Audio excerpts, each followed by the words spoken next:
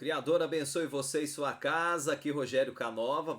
Voltamos com um assunto interessantíssimo, origem da Bíblia, inquietação de muitos pela internet. Alguns perguntam aqui pelo grupo Sobrevivência, né? Tanto no Telegram quanto no WhatsApp, a respeito do Novo Testamento. Nós não gostamos muito de falar sobre ele por enquanto, porque nós estamos em fase de aprendizado também, mas hoje nós vamos falar sobre os pergaminhos, sobre os papiros, Mateus aramaico que circula na internet e também sobre a chave aramaica de Apocalipse. Vamos falar um pouquinho também sobre o Novo Testamento. Nós temos uma preocupação muito grande com você, com a sua vivência com o Criador, e de fato nós procuramos escolher muito bem as palavras desse lado aqui para não ofender a fé de ninguém e com muita cautela para trazer informação e para que você se torne uma pessoa informada dentro dos preceitos do Criador. Você vai ver isso que eu acabei de mencionar aqui nesse vídeo. Nós vamos falar sobre vamos contar alguns detalhes sobre a numeração dos papiros para você entender como que são separados os textos e também um pouquinho sobre os pergaminhos que foram utilizados para compor o que você tem em sua casa hoje chamado de Bíblia, tá certo? Antes de tudo, eu quero dizer para você que tem sido prazer imenso trazer essas informações para você e sua casa. E se inscreva no nosso canal, compartilhe o conteúdo. Se você gostar do conteúdo, compartilhe para que mais pessoas possam ser alcançadas. Sem mais delongas, a descrição, nós vamos colocar as referências na descrição. Isso aqui é um texto que eu tirei de um artigo de uma universidade aqui brasileira, aqui do Brasil, tá? Eu vou deixar lá no final. E as outras são fontes acadêmicas, científicas também, vou deixar tudo na descrição. Olha que comentário interessante, nós vamos falar sobre isso. Num período de quase 1500 anos, o Novo Testamento foi copiado à mão em papiro e em pergaminho. Tá? Mais abaixo eu vou mostrar o que é papiro e pergaminho. Primeiro nós vamos dar essa introdução aqui. Temos notícia de uns 5.500 manuscritos espalhados em museus e bibliotecas pelo mundo afora. Então, esses manuscritos, eles se encontram, tá, em museus e bibliotecas, e vou colocar aqui na fonte a referência aqui para vocês, para que você possa ver os museus em que são encontrados esses documentos. Os documentos vão desde fragmentos de papiro até bíblias inteiras em grego, produzidas a partir da invenção da imprensa. Então, depois que a imprensa surgiu, ficou muito mais fácil, certo? Lembrando que a Bíblia, a maioria das Bíblias são de origem grega, tá? O texto utilizado, traduzido para a nossa língua, são de origem grega. É notório que nem todos os manuscritos concordam, isso é um fato, a gente tem visto por aqui. Essas pequenas variações requerem uma avaliação cuidadosa para determinar o que o autor realmente escreveu. Não existe mais nenhum manuscrito original. Olha, eu quero que você entenda que quando nós trazemos essa informação aqui para você, não é para que você se escandalize, para que você pare de crer, seja um descrente da Bíblia, não, de maneira nenhuma. Esse não é o nosso propósito. A nossa cautela é tão grande que nós estamos trazendo assuntos aqui com um certo cuidado, para que você, num tempo hábil, você que às vezes não tem a prática de pesquisar pessoalmente, não através de vídeo de outras pessoas, para que você vá assimilando essas informações. Porque a intenção não é descrer. A intenção é levar você a ter uma experiência melhor com o Criador, né? Uma experiência de pai para filho, uma experiência mais próxima, né? Imagine você que um pai mora distante do filho e a experiência se torna uma experiência meio de fé, né? Algumas lembranças do que você conhece do pai e porque você está vivendo distante. E a fé, ela traz essa vivência. Agora, uma transparência maior do que é o pai, você terá vivenciando o que você conheceu a respeito dele pessoalmente na sua própria vida. E isso é um fato extraordinário, isso é uma vivência fantástica que nós podemos agregar. E esse é o propósito do nosso canal, sobrevivência. É falar sobre essa vivência que você pode ter com o Criador e, na íntegra, perceber se os fatos apresentados por aqueles que vivenciaram momentos com o Criador também, ao descrever esses momentos, sejam os profetas, sejam os discípulos lá encontrados no que nós chamamos de Novo Testamento, se são verdadeiros ou se por um acaso o tradutor ou quem fez que colocou no papel a escrita, se ele está sendo fiel. Se realmente esse Criador é tudo que colocou, é menos, é mais, é exatamente daquela forma em que foi colocado. É por isso que a vivência é tão importante. Então, quando nós trazemos aqui, não existe mais nenhum manuscrito original, embora alguns peguem a Bíblia e dizem, olha, isso aqui é a palavra de Deus. Eu não tenho o hábito de dizer isso aqui no canal, porque eu sei que é uma cópia de algo que alguém pôs a mão um dia e diz assim, não, vou fazer uma cópia para minha língua. Infelizmente, alguns incluíram os deuses de sua crença nesses manuscritos. Mas isso não quer dizer que de todo deve ser jogado fora, certo? Embora não tenha nada do original, ao perceber essa vivência que essas pessoas tiveram, eu vou colocar em prática aquilo que eu percebo que é prudente e eu vou ter a minha própria vivência com o Criador. Não, a minha vida com Ele, o nosso propósito aqui é dar a oportunidade para você ter uma vivência com o Criador pessoal, não só de fé, observá-lo de longe, admirá-lo, admirar aquele povo, mas trazer para a sua vida essa vivência pessoal.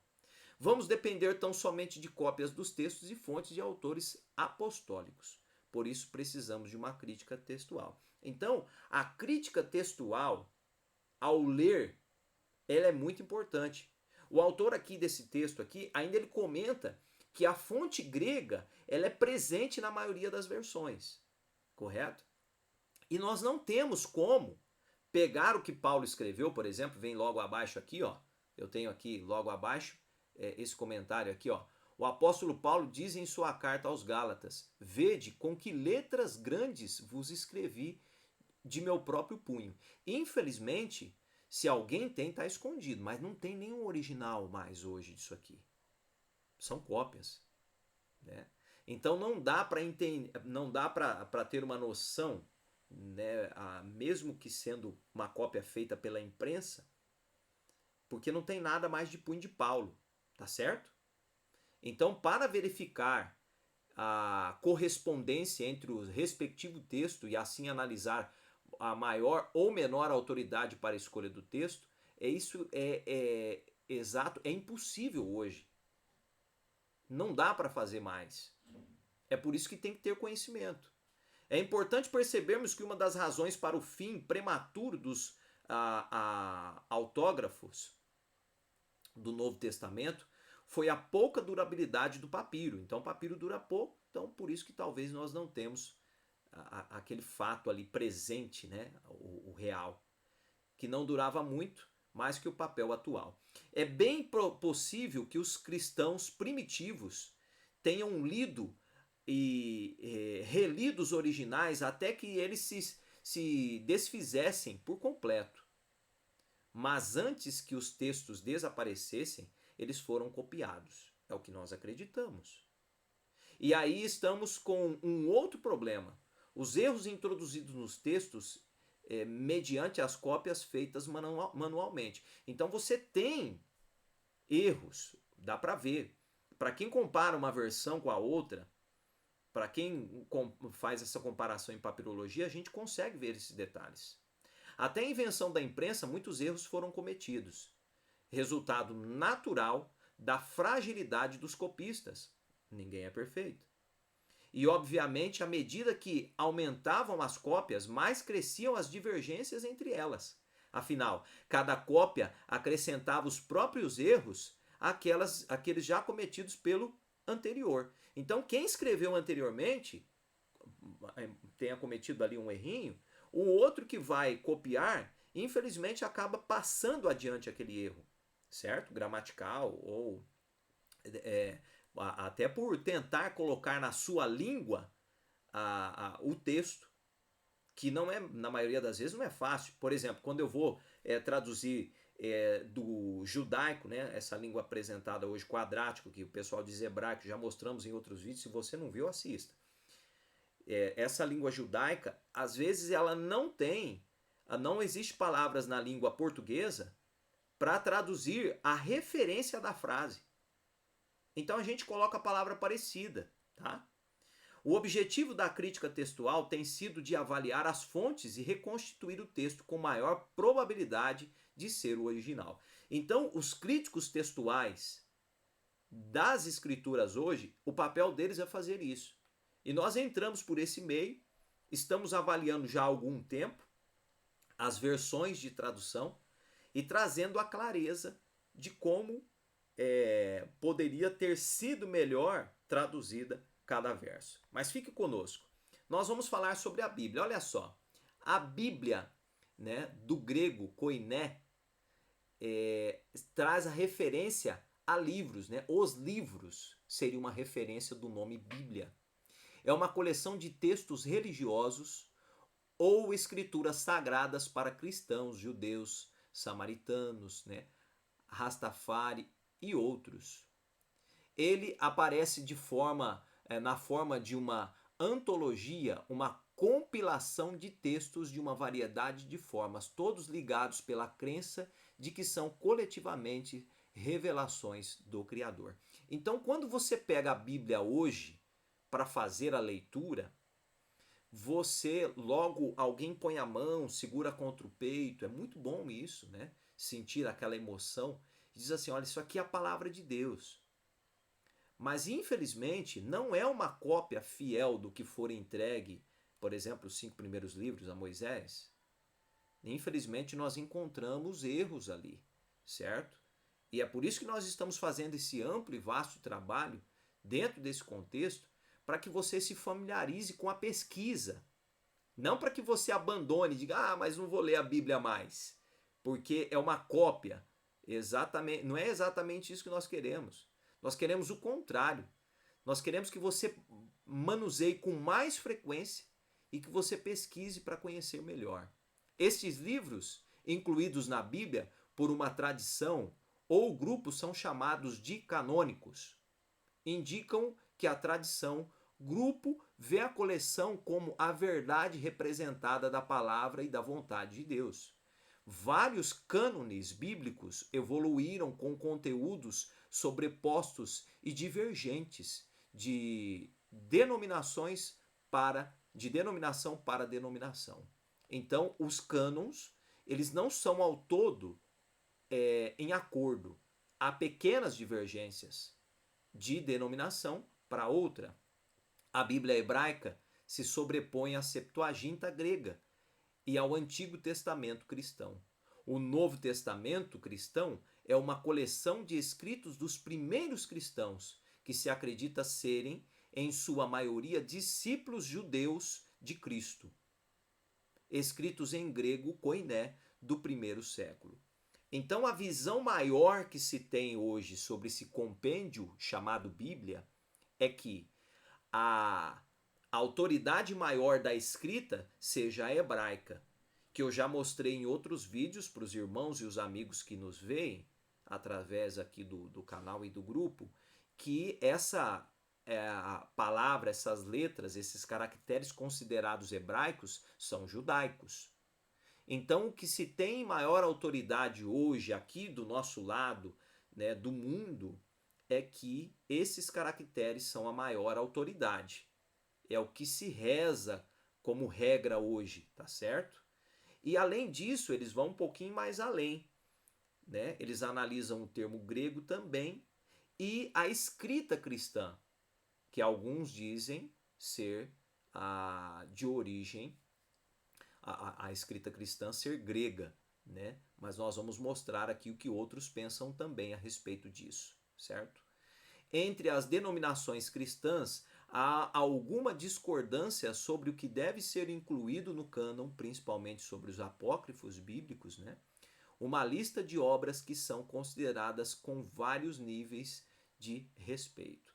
Então, alguns consideram os apócrifos canônicos e outros não, embora não tenham sido incluídos. Como que foram feitos? Como que fora feita essa escolha? Já mostramos em outros vídeos, lá nas séries iniciais aqui, não leia a Bíblia antes de ver esse vídeo, nós comentamos que o processo de canonização ele é feito pela denominação que apresenta. Essas versões que nós temos hoje aqui do nosso lado do mundo são todas de origem latinas, entregues pelos impérios, pelo Império Romano. Né? A última, a canonização feita, aqui usada em grande abundância hoje em dia, são de origem romana, a canonização. Ou seja, um grupo de religiosos fizeram uma reunião, pegaram os livros que tinham à disposição e disseram, olha, esses daqui nós vamos pôr na Bíblia, esses daqui não. A escolha fora feita exatamente assim, né, a grosso modo. As atitudes em relação à Bíblia também diferem entre os grupos cristãos. Os católicos romanos, as igrejas anglicanas e os metodistas e os cristãos ortodoxos orientais enfatizam a harmonia e a importância da Bíblia e da tradição sagrada, enquanto muitas igrejas protestantes se concentram na ideia de sola escritura ou escritura apenas. Este conceito ganhou destaque durante a Reforma e muitas denominações hoje apoiam o uso da Bíblia como a única fonte infalível de ensino cristão.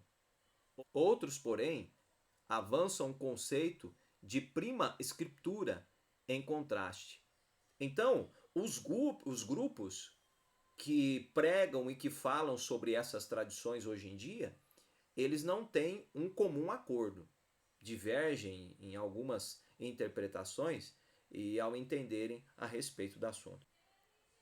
Quando você vai estudar a etimologia dentro do contexto da escritura, você vai perceber que o próprio nome traz referência a papiros egípcios. E eles são assim chamados por conta de que foi exportado para a Grécia esses papiros para fazer a compilação do que nós temos hoje. Tá? E o uso do termo, né, ele se arrasta constantemente depois e é aderido pelos cristãos também. E hoje todo mundo conhece a palavra de Deus como Bíblia. Então, dentro dessa lista de cópias do Novo Testamento, nós não, já mencionamos aqui que não encontramos nada original, nós ainda contamos com mais ou menos uns 1000 manuscritos do Novo Testamento que sobreviveram até hoje. Mas enfim, você vai encontrar manuscritos sarrídicos e borraídicos, né? Digamos, acredito que seja assim que pronuncia. Então, dentre esses, nós temos aqui, olha o livro de Jonas, 1 Pedro, né? Os séculos 3 e 4. Eu vou até comentar sobre 1 Pedro logo abaixo ali. Mas esses manuscritos que ainda são, que foram preservados, que ainda são encontrados, são cópias, tá? É importante você entender isso. Mas elas existem, tá certo? Então, dentro dessas cópias aqui, é importante você entender o que é papiro, tá? O papiro foi utilizado nas primeiras cópias do Novo Testamento, já que era o principal material de escrita da antiguidade. O papiro era um tipo de junco com um caule triangular, com a grossura de um braço, com altura que varia entre 2 a 4 metros, que crescia nas margens do lago Ruler, acredito que seja assim que pronuncia, na Fenícia, no Vale do Jordão e junto ao Nilo, onde foram encontrados os mais antigos fragmentos de papiro conhecidos como que constam de 2850 a.C. A folha era feita com a medula do caule cortada em tiras estreitas e postas em 2 camadas transversais sobre uma superfície plana. Depois eram batidas com um objeto de madeira e se colocavam por causa da substância liberada da medula. Em seguida, era seca ao sol e alisada, e estava pronta para ser escrita. Então, essas versões encontradas hoje, não todas, mas uma boa parte delas, fazem parte de papiros, tá? E aqui nós acabamos de mencionar o que é papiro. O papiro de número 72, por exemplo, de Budmer, do século, vamos colocar aí de 7 ou 8, é a designação usada pelos críticos textuais do Novo Testamento para descrever partes do chamado Códice de Versos de Budmer, a saber, as cartas de Judas, 1ª e 2ª Pedro. Então esses livros, para terem sido copiados pelo mesmo, esses livros parecem ter sido copiados pelo mesmo escriba, e a caligrafia foi atribuída paleograficamente ao século 3 ou século 4. Embora as cartas de Judas e 1ª e 2ª Pedro, neste códice não foram um único texto contínuo, os estudiosos ainda tendem a se referir a esses 3 textos como um único novo papiro de testamento. Então é importante você compreender que para formar o que nós temos hoje, foi feita uma junção de cópias, embora talvez não tenha sido de punho do mesmo copista. É isso que precisa de ficar claro, para que você entenda a divergência, às vezes, que nós encontramos ao apresentar cada texto. Agora eu tenho outro papiro de número 127, certo? E quando eu falo sobre fragmento, olha só essa imagem aqui. Eu estou me referindo a isso. O texto, ele sofreu perdas, não teve condições de ser recuperado, tá certo? Tá vendo aqui, olha, como que falta aqui um pedaço? Faltou... Cadê o mouse, gente? Tô mostrando aqui, o mouse some. Aqui, olha. Tá vendo? Indicando com a setinha do mouse aqui as perdas, os pedaços. Então esse papiro de número 127, por Gregory Alland, designado por 127, é uma cópia de uma pequena parte do Novo Testamento em grego, antigo, né? É o manuscrito de papiro dos Atos dos Apóstolos. Olha que agora nós temos aqui uma referência diferente a um livro colocado também no Novo Testamento, certo? O que contém? Contém descrição, né? Isso aqui tem no conteúdo uma descrição a respeito dessas passagens, né? E na descrição nós encontramos os seguintes versículos, né? Capítulo 10, 32 a 35, né? 40 a 45, tá faltando pedacinhos ali, né? E as demais descrições aí abaixo. Eles estão em uma condição fragmentária, como eu comentei aqui no início. O manuscrito paleograficamente foi atribuído ao século V, escrito em 2 colunas por página, entre 22 e 26 linhas por página originalmente. Então, quando a gente faz uma pesquisa de papirologia, a gente encontra essa situação aqui do fragmento. Mais abaixo, eu peguei um pedaço, tá? É uma lista imensa de conteúdos fragmentados, de cópias em várias cidades e em vários museus, tá certo? Aqui, ó, Mateus 1, por exemplo, nós temos uma cópia lá na Filadélfia, nos Estados Unidos. João 12, Museu Arqueológico de Florença. O primeiro está na Universidade da Pensilvânia. Esse aqui, segundo, no Museu Arqueológico de Florença, na Itália. Já o terceiro, Lucas, já está lá em Viena, na Áustria. Então você vai conferir aqui na lista, olha só, as cidades em que podemos encontrar fragmentos de cada parte. Aqui estão os livros que trazem a referência dos fragmentos, certo? Aqui a data que eles atribuem à escrita desse fragmento, aproximadamente. Então é exatamente assim que nós encontraríamos hoje, se nós fôssemos fazer um apanhado geral da escritura do Novo Testamento, nós iríamos rebuscar os fragmentos, se nós não quiséssemos usar uma cópia pronta como nós temos em mãos hoje. Nós iríamos encontrar os fragmentos assim. Possivelmente teríamos que ir em vários lugares para fazer todo o compêndio de um livro sequer. Na próxima parte aqui eu quero falar para vocês sobre o pergaminho. O que é um pergaminho? Outro material utilizado era o pergaminho, que era mais durável que o papiro. Ele era feito em peles de carneiro ou ovelha, submetido a um banho de cal e em seguida raspada e polida com pedras pomes. Depois eram lavadas, né? Novamente raspadas e colocadas para secar em molduras de madeira a fim de evitar pregas ou rugas. No final do processo recebiam uma ou mais demãos de alvaidade. A etimologia vem da cidade de Pérgamo, onde o processo foi desenvolvido por volta do século II a.C. Por isso da palavra pergaminho, de Pérgamo, certo? Um processo utilizado lá. Agora, vamos falar um pouquinho aqui do pergaminho para você entender. O pergaminho de Isaías, designado 1QLSA, é também conhecido como o Grande Pergaminho de Isaías. É um dos 7 pergaminhos do Mar Morto que foram descobertos pela primeira vez por pastores beduínos em 1946, na Gruta 1 de Qumran. O rolo foi escrito em hebraico e contém todo o livro de Isaías, do início ao fim, exceto algumas pequenas porções danificadas, detalhezinhos mínimos, né? Mas eu quero que você entenda que a escrita que nós já mostramos em outros vídeos não é a mesma escrita apresentada pela escrita judaica, que eu falei para vocês que não era hebraica hoje, quadrática. Tem uma diferencinha, tá? É a cópia completa mais antiga do livro de Isaías, sendo aproximadamente 1000 anos mais velha que os manuscritos hebraicos mais antigos conhecidos antes da descoberta dos pergaminhos dessa caverna, que é a primeira, que é LSA.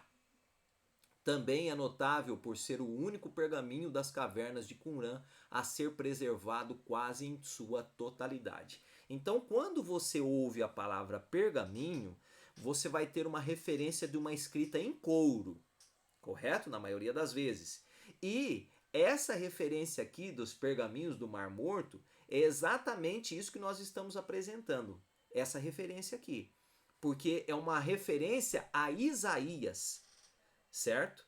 E a linguagem escrita lá, pelo que chegou até a nossa língua portuguesa hoje, dentro das nossas pesquisas aqui históricas e arqueológicas, nós encontramos os caracteres diferentes do quadrático apresentado como hebreu hoje, que nós mostramos para vocês que não é hebreu, mas é judaico, tá? Então, esses caracteres encontrados lá nos pergaminhos não são os mesmos caracteres tidos como hebraico hoje, tá bom? São caracteres diferentes, a escrita é diferente. O pergaminho está em 17 folhas de pergaminho. É particularmente grande, tendo cerca de 734 centímetros, 24 pés, de comprimento e varia de 25,3 a 27 centímetros de altura, 10 a 10,6 polegadas, com 54 colunas de texto, tá? Então, lá no pergaminho de Isaías, é mais ou menos, tá aqui ó, uma foto, uma reprodução fotográfica do grande pergaminho de Isaías mais bem conservado dos rolos bíblicos encontrados em Qumran. Então, eles são datados de mais antigos que esses textos que foram canonizados, certo? Na época que eles usaram os textos para canonizar, eles usaram textos mais recentes, provindos do grego, correto? Aparentemente da Septuaginta.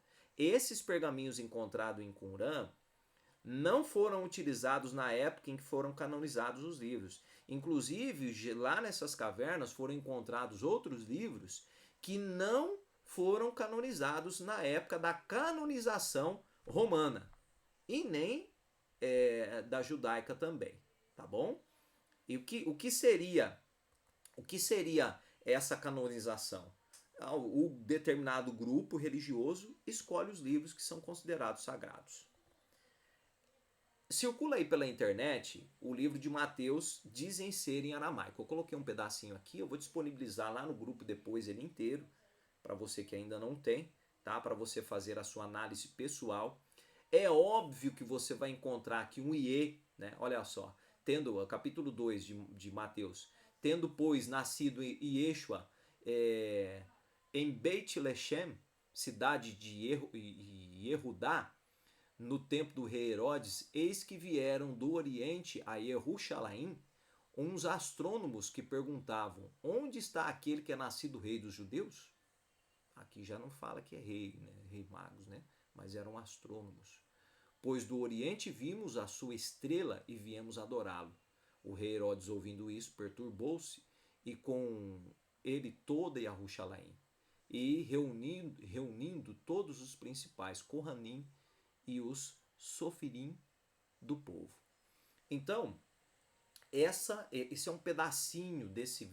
Tem até um comentário aqui embaixo, né? Falando a respeito do texto. É um livro que eles consideram uma tradução do aramaico para o livro de Mateus, tá certo? Então você vai encontrar referências a essa tradução na internet afora. O que eu posso dizer a você a respeito disso, nós não nos debruçamos nos livros do Novo Testamento ainda para estudá-los a respeito da veracidade do texto em geral, para transmitir em vídeo ainda nós não separamos os fatos. Já fizemos um estudo amplo, né? Mas separar para detalhar no vídeo ainda nós não fizemos, tá bom? Nós fizemos para o nosso conhecimento pessoal aqui, certo? E o que eu queria dizer a você que está vendo esse vídeo, que dentro da vivência, é uma vivência que o Mateus, por exemplo, aqui teve, dentro da espiritualidade dele.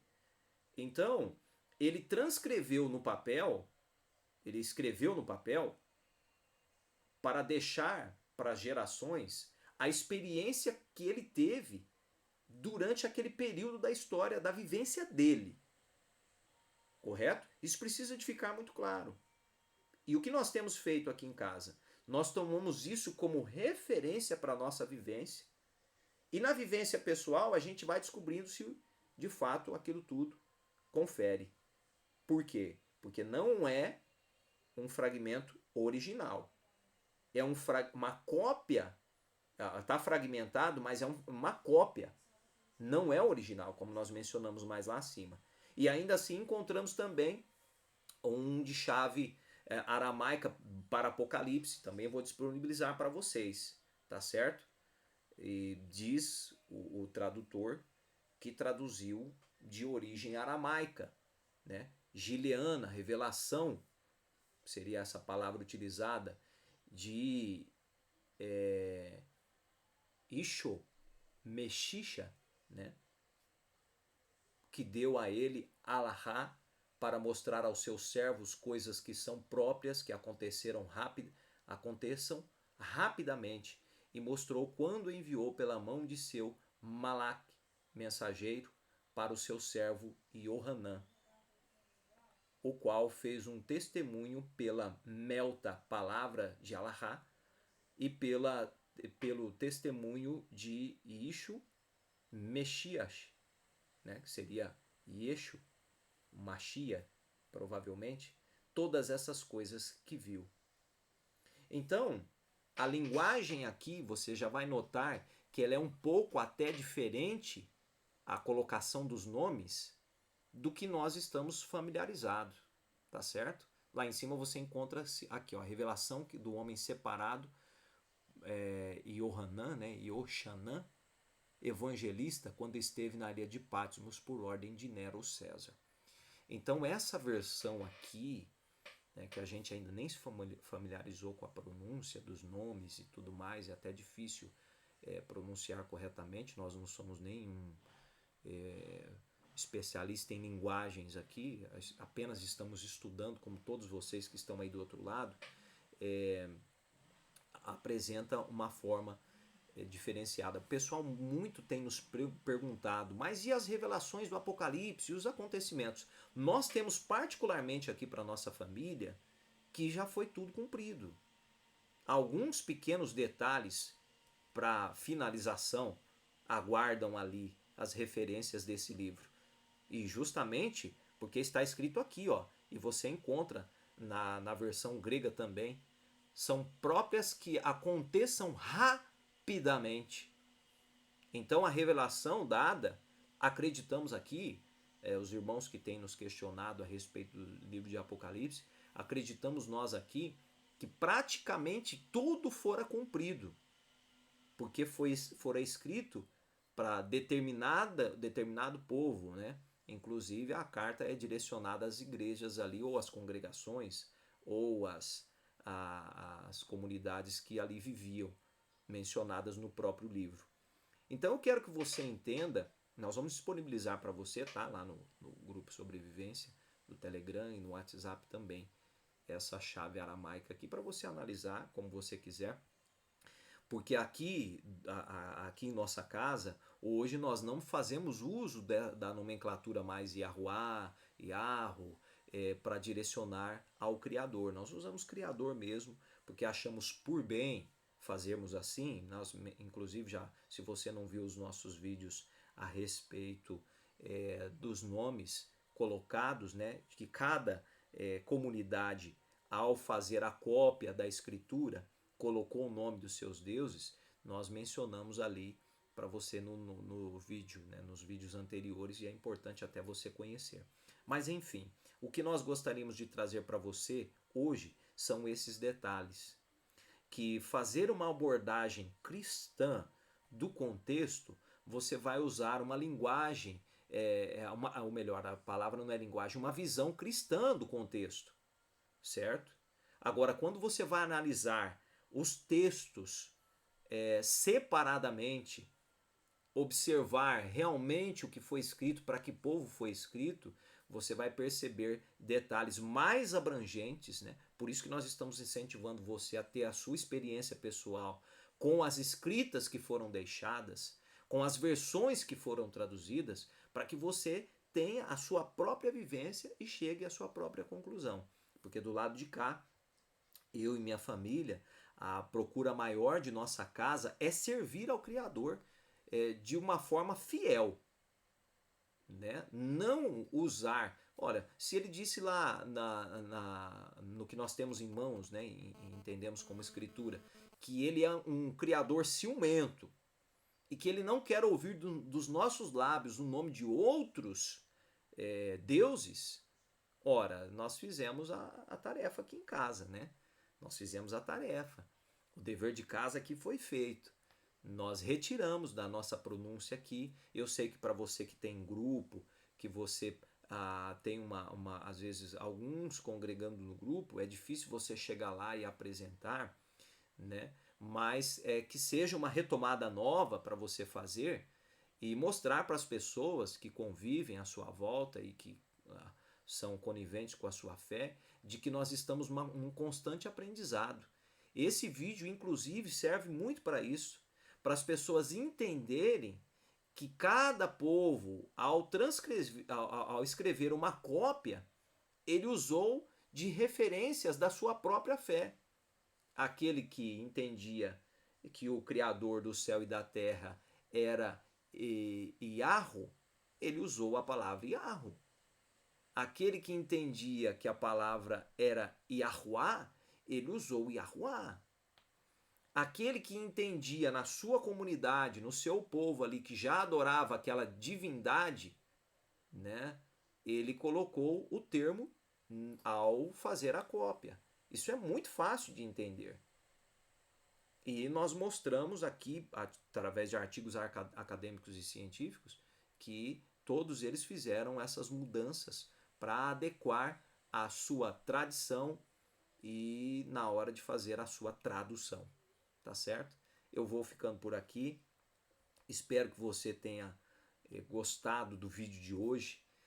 O nosso interesse é trazer informação para você e a gente vai trazendo aos poucos. O conteúdo é abrangente, é vasto, mas você precisa de chegar às suas próprias conclusões ao avaliar o texto, sem tradicionalismo. Apesar de que, infelizmente, cada texto avaliado coloca o seu tradicionalismo em pauta. Mas quando nós começamos a isolar as divindades e incluir o Criador como único aqui, nós começamos a analisar e a observar os fatos reais, o que ocorreu realmente dentro de todo o contexto escriturístico.